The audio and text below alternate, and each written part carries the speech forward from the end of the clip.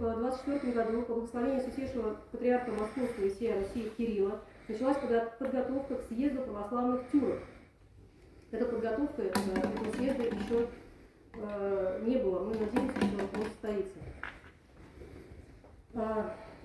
Под председательством митрополита Крутицкого и Коломенского Павла, патриаршего наместника Московской митрополии, руководителя управления Московской патриархии по делам епархии в странах ближнего зарубежья. До этого знаменательного события о необходимости православного крутая православных татар и тюрок, а также других народов Союз православных татар и Московская татарская православно-христианская община заявляли публично на протяжении последних лет, и нами было проделано много работы в этом направлении.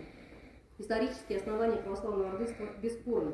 Традиционной добольшевистской терминологии совершенно справедливо тюркоязычных подданных Российской империи называли татарами. Они говорили на не сильно различающихся друг от друга диалектах и говорах и имели единый литературный татарский язык и происходили от средневековых татар, которые были объединением аристократии, людей военнослужилых, сословий и состояний казаков, дворян, князей и ханов. Они были многочисленны, собраны из разных племен и родов, как бы склеивали, спаивали государство.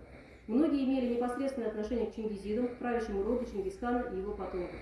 В Российской Федерации проживает по разным оценкам около 15-20 миллионов так называемых этнических мусульман, большинство из которых